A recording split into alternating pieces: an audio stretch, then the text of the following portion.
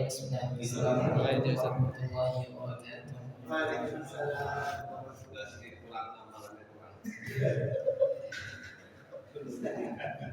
Alhamdulillahirabbil alamin. Alhamdulillahilladzi yuwaffi ni'amahu wa yukafi'u mazidah. Lakal hamdu ya rabbana kama yanbaghi li jalalika al-karim wa li'azimi sultanik.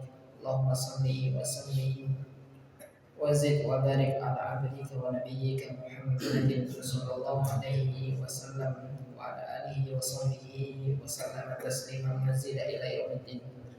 قال الله تعالى في كتابه الكريم: أعوذ بالله من الشيطان الرجيم.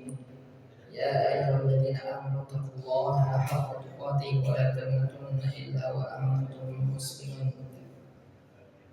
اللهم إنا نسألك بأسمائك الحسنى وبصفاتك العلى باسمك الأعظم الذي إذا دعيت به أجبت وإذا سئلت به أعطيت. نسألك اللهم أن تغفر ذنوبنا وتستر عيوبنا وتكفر عنا سيئاتنا وتوفنا مع الأبرار. اللهم اغفر لنا ولوالدينا ولمشايخنا ولمن علمنا ولمن تعلم على أيدينا اللهم آمين. Alhamdulillah, puji syukur dari Allah Subhanahu wa Ta'ala atas segala karunia nikmat yang Allah berikan. Salawat beriring salam semoga senantiasa terlimpahkan kepada Nabi kita Nabi Muhammad sallallahu alaihi wasallam, kepada seluruh keluarga, sahabat dan seluruh pengikutnya hingga akhir zaman.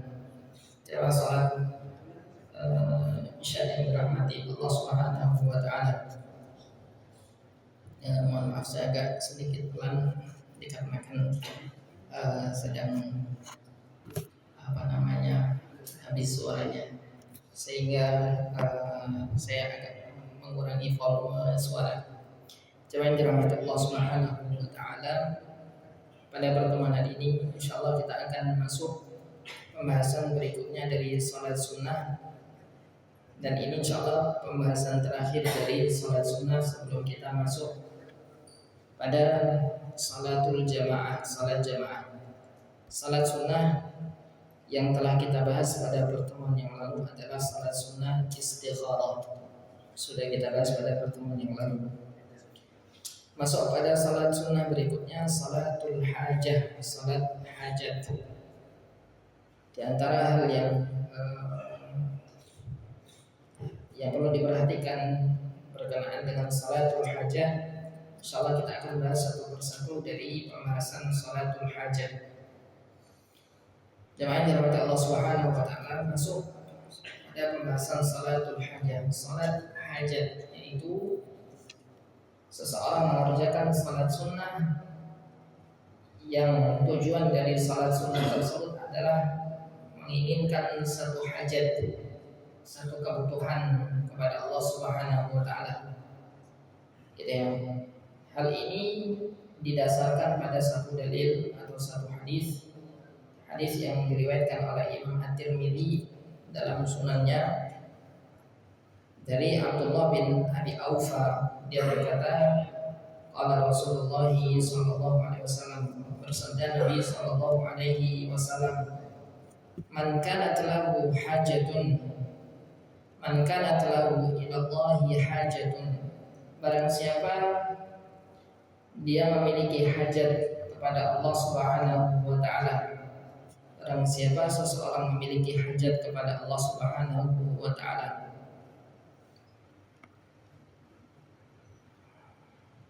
au ila ahadin min bani Adam, atau hajat kepada salah seorang dari anak Adam, falyatawadda, maka hendaknya dia berwudu, falyuhsin wudu'a,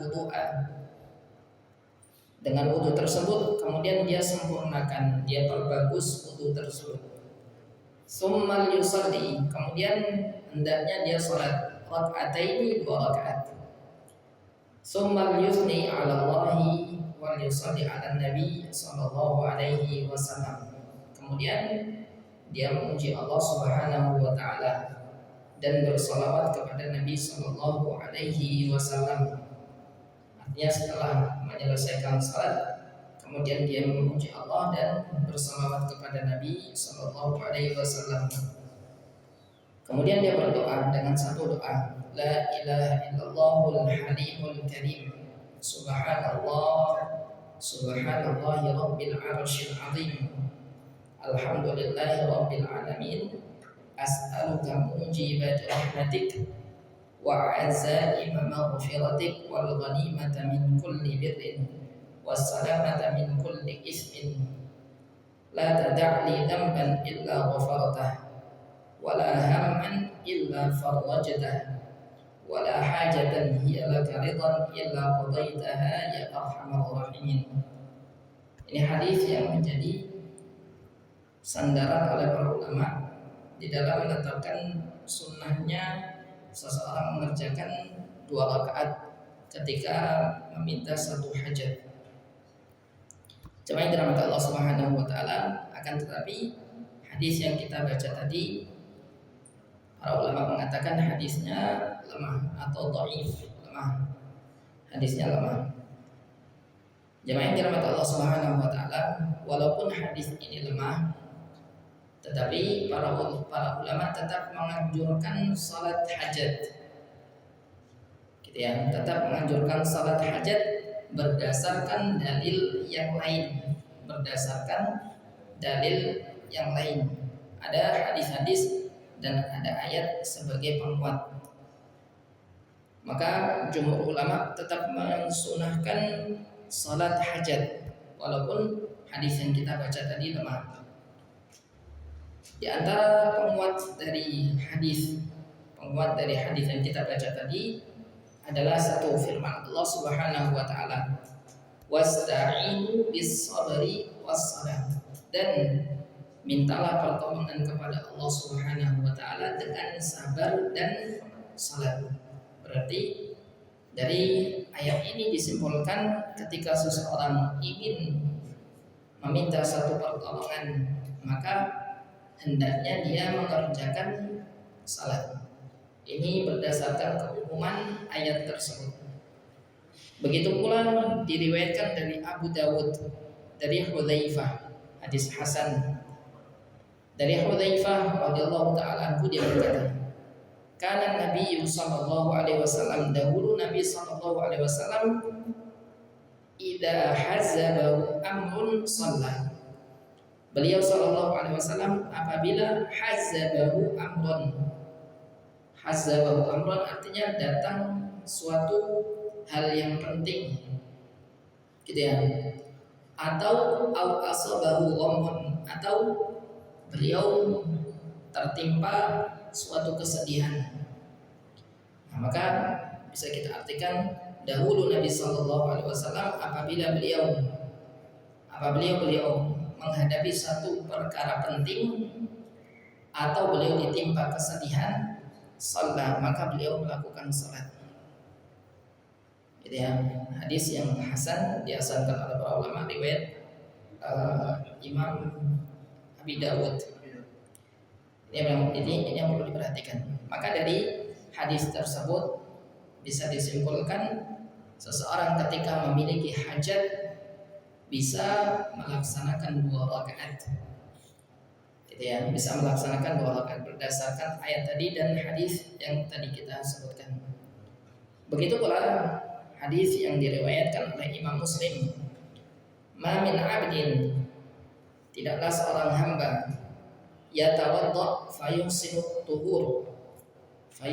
tahur, seorang hamba yang dia berwudu kemudian memperbagus wudunya, summa yastaghfir min dzambihi, kemudian dia beristighfar meminta ampun kepada Allah Subhanahu wa taala dari dosa-dosanya, illa ghafarallahu lah, kecuali Allah Subhanahu wa taala akan mengampuninya.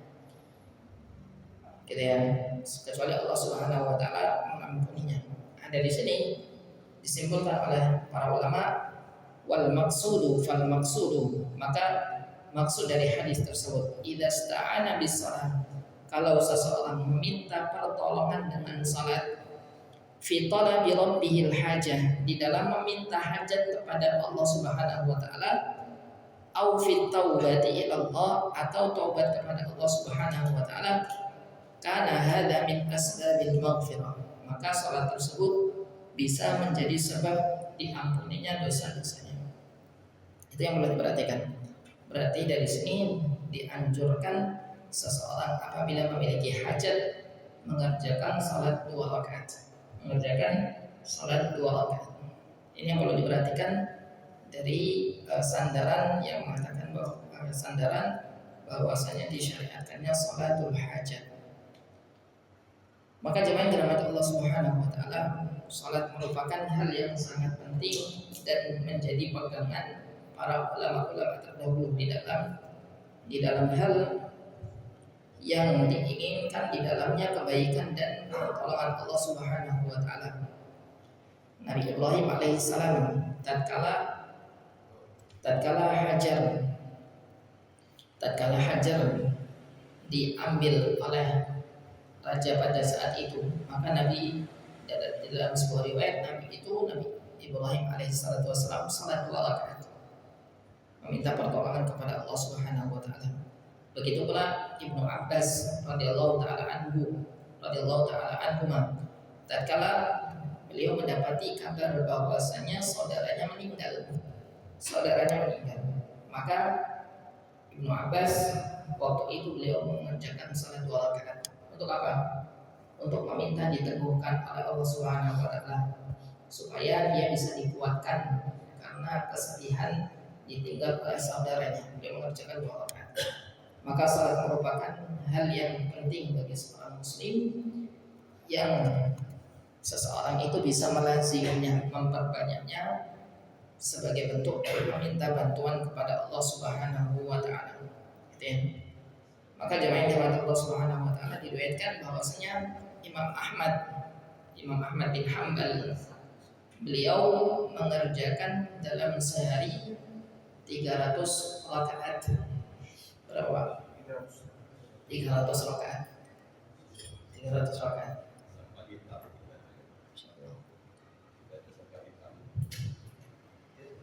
300 rakaat dikerjakan sehari semalam.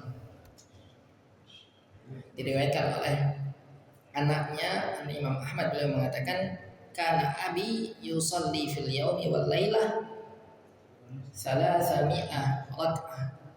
Dahulu ayahku yaitu Imam Ahmad mengerjakan dalam satu hari satu malam 300 rakaat. Gitu ya. Falamma marida min tilkal aswad, gitu ya, tatkala beliau dicambuk, gitu ya, dikarenakan permasalahan pada zaman tersebut, maka Imam Ahmad tetap mengerjakan salat. Berapa? Ketika mulai lemah karena dihukum pada saat waktu itu, maka beliau bisa mengerjakan berapa? 150 rakaat, 150 setengahnya ketika mulai dicambuk, gitu ya, difitnah dan seterusnya. Akhirnya beliau mulai fisiknya mulai lemah, maka beliau mengerjakan salat setengahnya, 150 rakaat. 150 rakaat. Ya. Ada yang bisa mengerjakan sampai ratusan rakaat. Ya. Salat sunnah mutlak dikerjakan malam, pagi, sore, gitu ya, siang dan seterusnya. Siang dan malam, gitu ya. Kalau sore ada waktu larangan. Yang dirahmati Allah Subhanahu wa taala. Begitu pula para ulama terdahulu memperhatikan betul tidak hanya kuantitas tetapi kualitas juga diperhatikan.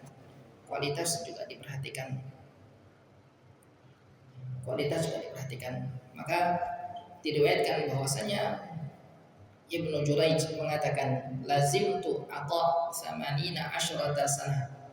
Dahulu aku berada di sisi Atha selama 18 tahun lamanya.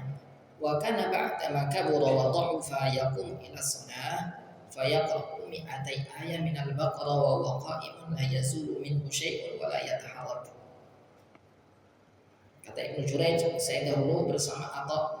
Kemudian tatkala Atha ini mulai lemah, mulai menua, mulai tua, mulai sepuh, maka Atau ini dalam satu sholatnya bisa membaca mi'atai ayat, 200 ayat dari surat apa? Al-Baqarah.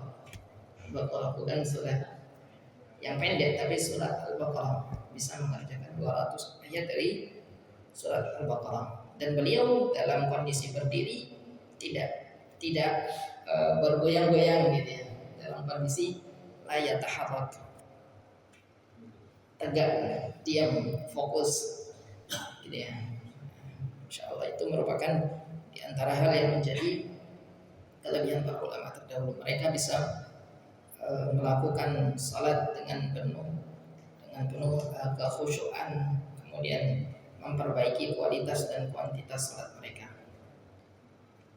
Ibnu Zubair radhiyallahu taala anhu, Ibnu Zubair idza qama ila salati ka'annahu udun, beliau tatkala bangun untuk salat maka beliau itu seperti tiang. Apa maksudnya seperti tiang? Tiang, fokus diam, gitu ya, diam, fokus diam, gitu ya. Maka jamaah dirahmati Allah Subhanahu Wa Taala, pentingnya kita memperbaiki salat kita. Kalau belum bisa kuantitas, maka minimal kualitasnya. Dan yang pertama kali yang menjadi nasihat terbaik untuk memperbaiki salat itu apa?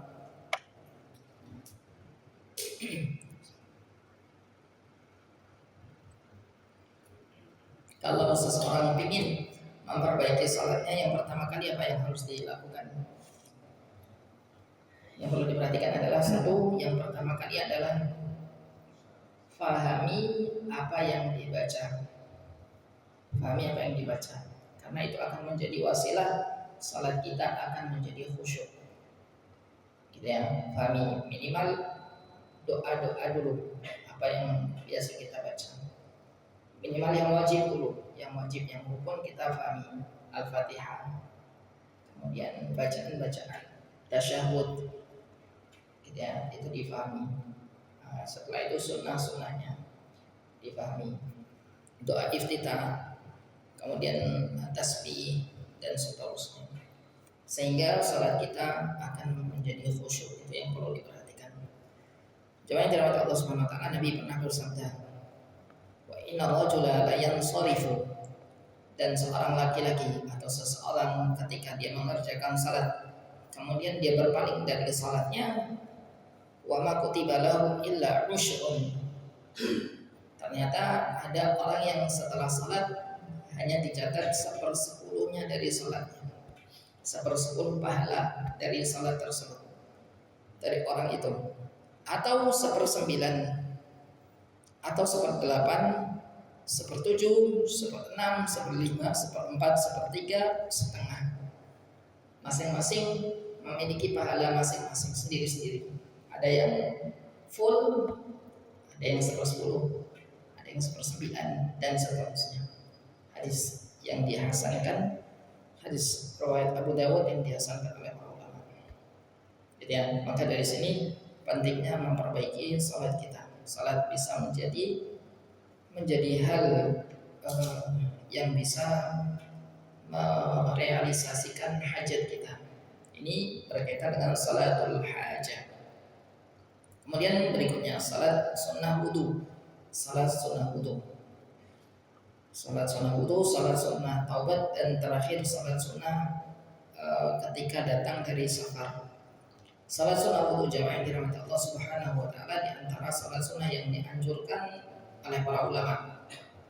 Ulama sepakat anjuran melaksanakan salat sunnah wudu, yaitu ketika seseorang telah selesai mengerjakan wudu maka dianjurkan mengerjakan 2 rakaat salat sunnah wudu.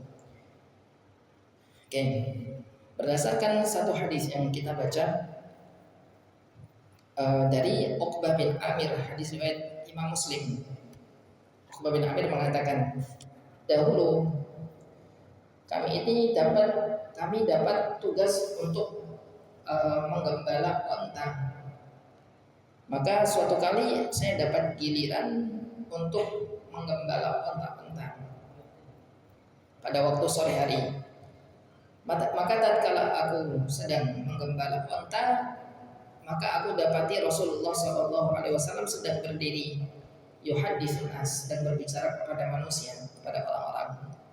Fa'adraktu min qawlihi, maka tatkala aku mendapati Nabi sedang berbicara kepada orang-orang, maka saya dapati Nabi mengatakan, ma min muslim, tidaklah seorang muslim yatawadda, dia berwudu, fayuhsinu wudu'ahu, dia memperbaiki dan memperbagus wudunya, summa yaqumu fayusalli rak'atain, kemudian dia berdiri mengerjakan salat 2 rakaat, muqbilun alaihima biqalbihi wa wajhihi, yang 2 rakaat tersebut dikerjakan menghadap Allah dengan wajahnya, dengan hatinya, hati dan wajah sekaligus, ya, bukan sembarang salat.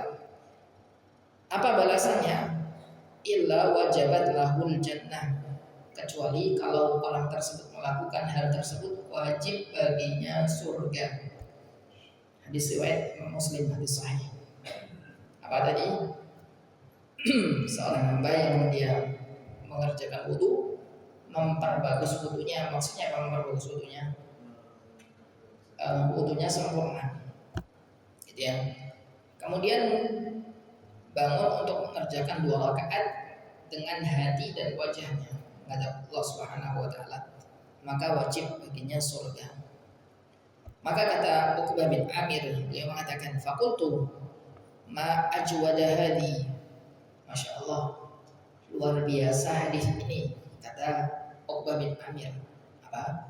Luar biasa, kata dia ketika mendengarkan hadis tersebut yang disampaikan Nabi, maka beliau mengatakan luar biasa sekali hadis ini. Maka fa'idha qailun baina yaday yaqul, maka tatkala dia mengatakan seperti itu, di depannya orang mengatakan yang tadi lebih bagus lagi, lebih luar biasa lagi, kata orang di depannya. Ternyata di depannya adalah fa'idha Umar, ternyata Umar yang mengatakan seperti itu.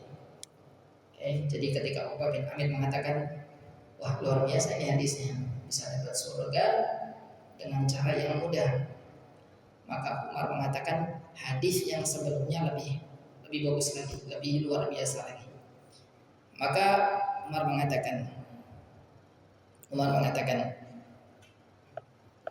ma minkum min ahad yatawadda fayubalighu aw fayusbighul wudu'a. Beliau mengatakan, Nabi bersabda, tidaklah seseorang dari kalian berwudu kemudian menyempurnakan wudunya. Summa yaqul, kemudian dia mengatakan, setelah wudu mengatakan apa? Berdoa, asyhadu an la ilaha illallah wa anna Muhammadan abdullahi wa rasuluh. Nah, ketika apa? Ketika selesai wudu mengatakan seperti itu, berdoa seperti itu, illa futihat lahu abwabul jannati samaniyah, kecuali akan dibukakan 8 pintu surga. Berapa pintu surga? 8 pintu surga dibukakan. Yadkhulu min ayyiha sya'a, dia bisa masuk dari mana saja yang dia kehendaki. Gitu ya. Seperti itu. Nah, di dalam riwayat yang lain disebutkan secara lengkap, asyhadu an la ilaha illallah wahdahu la syarika lah wa asyhadu anna Muhammadan abduhu wa rasuluh. Nanti ada tambahan lagi. Gitu ya. Apa tambahannya? Allahumma ij'alni minat tawwabina waj'alni minal mutatahhirin, dan seterusnya. Oke. Ini yang perlu diperhatikan. Maka dianjurkan seseorang setelah melaksanakan wudu mengerjakan salat 2 rakaat. Selesai wudu masuk ke masjid, salat 2 rakaat. Mudah atau susah? Mudah sekali, tetapi prakteknya susah. Prakteknya berat, ya. Berat dalam artian kita belum bisa membiasakannya. Adapun yang sudah bisa membiasakannya, maka itu merupakan keutamaan yang luar biasa. Oke. Maka dari hadis tersebut ada beberapa pelajaran yang penting. 1, bahwasanya keutamaan yang Allah berikan kepada hamba-hambanya sangat besar. Allah siapkan pahala yang besar dengan amal yang ringan atau kecil. Yang pertama. Kemudian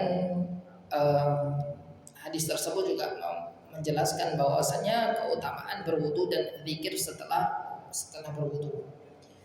Begitu pula dianjurkan atau dijelaskan di situ keutamaan mengerjakan 2 rakaat setelah wudu dengan sifat yang disebutkan tadi.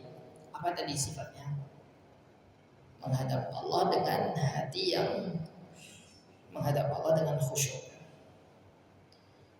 Di hadis tersebut juga didapatkan faedah yang lain bahwasanya para sahabat itu haus akan ilmu. Jadi haus akan ilmu.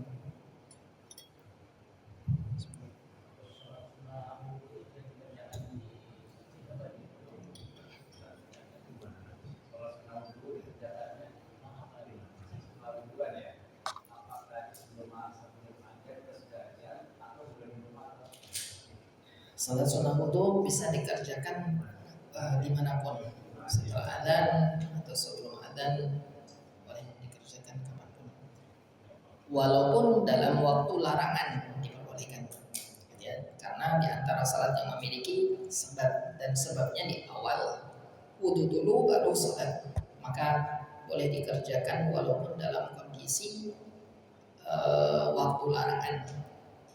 Setelah asar tetap boleh, setelah subuh tetap boleh mengerjakan salat sunnah wudu seperti itu, gitu ya Pak ya. Oke, dan seterusnya. Terus berikutnya, jemaah yang dirahmati Allah Subhanahu Wa Taala, di antara hadis yang lain, Nabi SAW pernah berkata kepada Bilal bin Rabah, ya Bilal, hadisni bi arja amal amil tahu fil Islam. Wahai Bilal, kasih tahu saya, kata Nabi SAW, amalan apa yang kau harapkan diterima oleh Allah Subhanahu Wa Taala yang engkau kerjakan ketika masuk Islam. Kenapa? Fa inni sami'tu dafana 'alaika baina yaday fil jannah. Karena aku mendengar suara sandalmu, terompahmu di surga di hadapanku. Gitu ya. Maka Bilal mengatakan, ma'amiltu amalan arja indi. Beliau tawadhu mengatakan, ya Rasulullah, saya nggak punya amalan apa-apa ya Rasulullah. Gitu ya. Dipuji tetapi beliau merendah. Saya nggak punya amalan apa-apa ya Rasulullah. Beda kalau kita ya. Oh iya jelas ya Rasulullah, ada ya.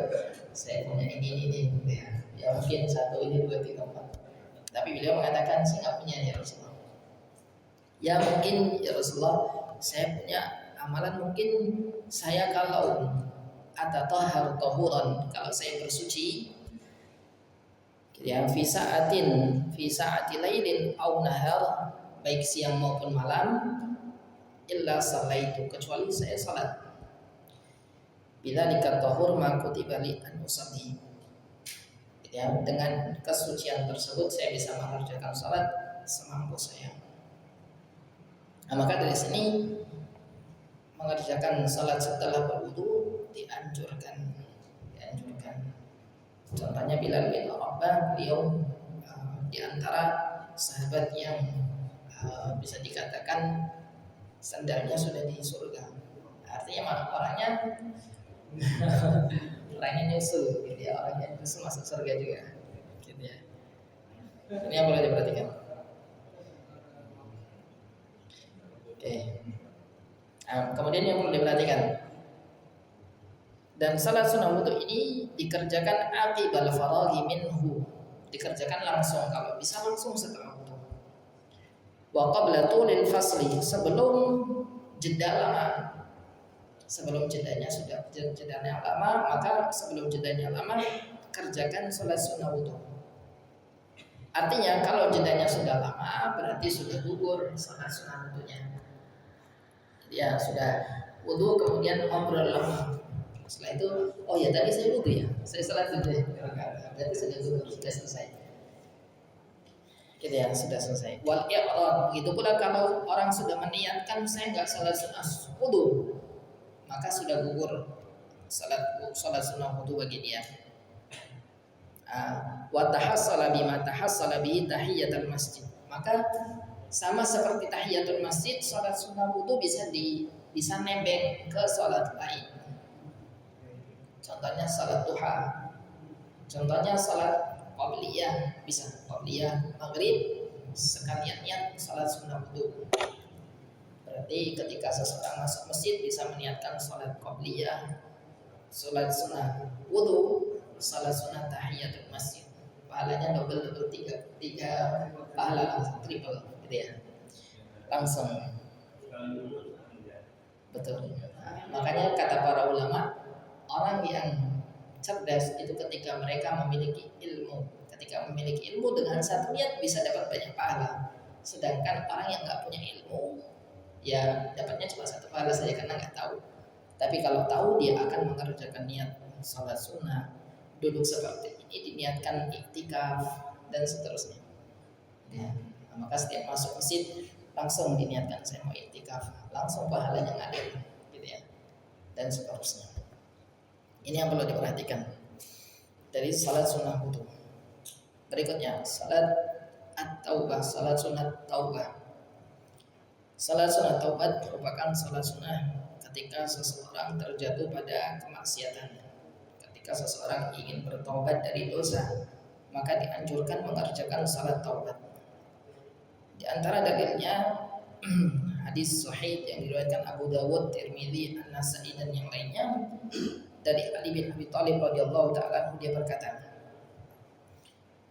beliau mengatakan, dahulu saya kalau mendengar hadis dari Nabi sallallahu alaihi wasallam, yanfa'uni yallahu minhu, maka Allah memberikan manfaat dari hasil saya mendapatkan hadis tersebut. Bima syaa an yanfa'aniya, dengan apa-apa yang Allah kehendaki dari manfaat tersebut. Fa idza haddatsani ghairuhu istakhlaftu. Kalau ada yang ngasih tahu saya hadis bukan Nabi, maka saya akan meminta kepadanya untuk bersumpah. Bersumpah. Ini dari Nabi bukan. Sumpah dulu gitu ya, kata Ali bin Abi Thalib.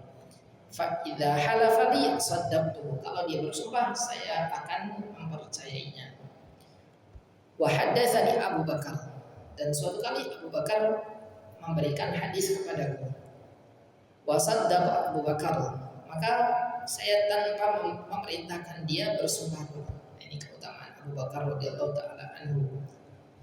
Ali bin Abi Thalib tidak meminta Abu Bakar untuk bersumpah, saking percayanya kepada Abu Bakar radhiyallahu taala.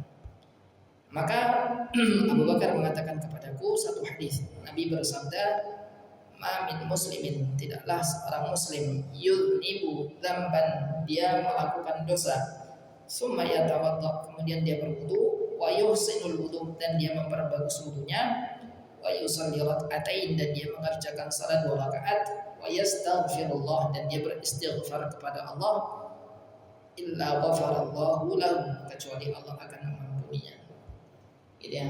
Maka setiap kita tatkala kita mendapati diri kita dalam dosa, maka dianjurkan mengerjakan 2 rakaat, kemudian bertobat kepada Allah Subhanahu wa taala. Insyaallah dengan hal tersebut akan diampuni dosa kita. Gitu ya, ini yang perlu diperhatikan. Kemudian terakhir, salat sunnah setelah seseorang pulang dari safar. Setelah seseorang pulang dari safar dianjurkan mengerjakan salat sunnah.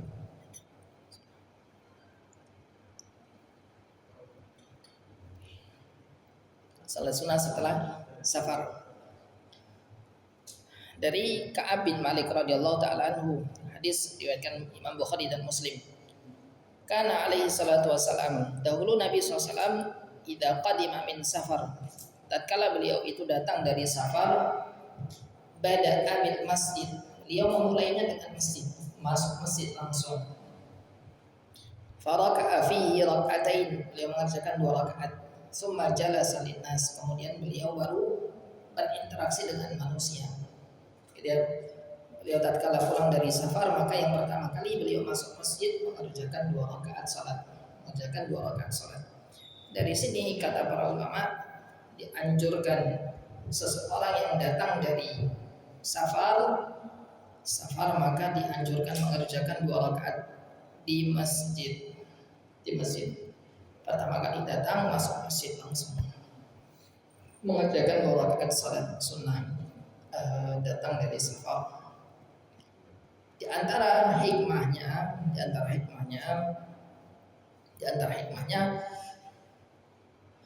merupakan rasa syukur kita kepada Allah Subhanahu wa taala diberikan keselamatan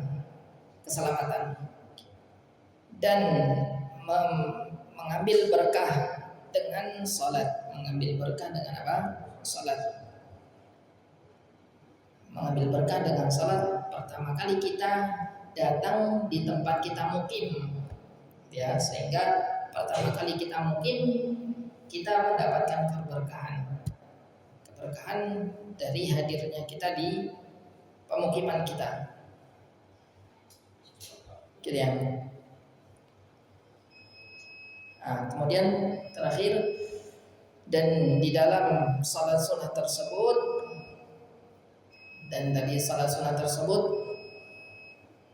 merupakan hal yang sangat penting dilakukan oleh seseorang, yaitu seseorang itu memilih rumahnya Allah sebelum rumahnya dia. Sebelum rumahnya yang pertama kali didatangi adalah rumah Allah Subhanahu wa taala. Gitu ya, rumah Allah Subhanahu wa taala. Terakhir banget ini. Setelah itu selesai. Insyaallah setelah itu salat sunnah selesai. Dianjurkan bagi seseorang untuk salat sunnah ketika keluar dan masuk rumah. Keluar dan masuk rumah dianjurkan mengerjakan salat sunnah.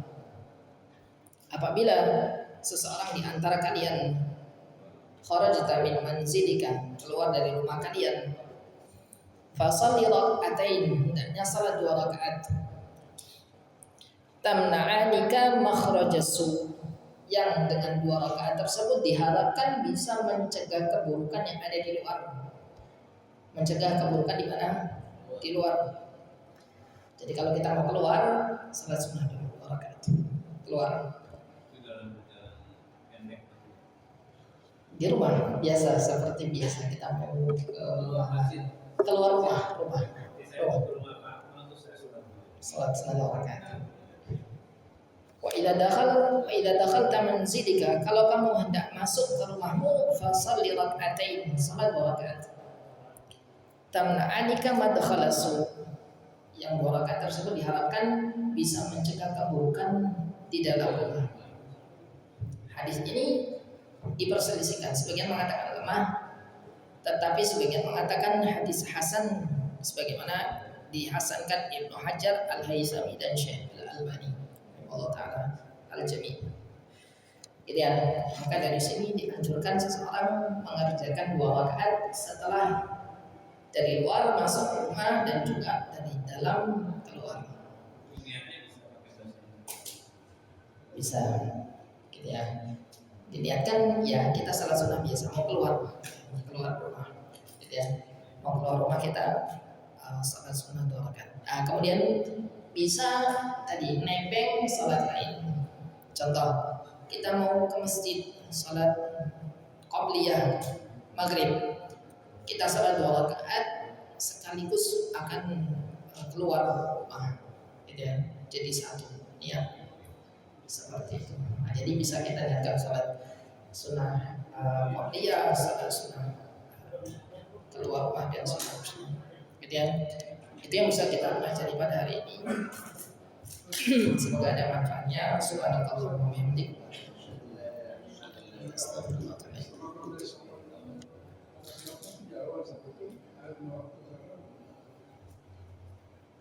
Kan pulang dari safar.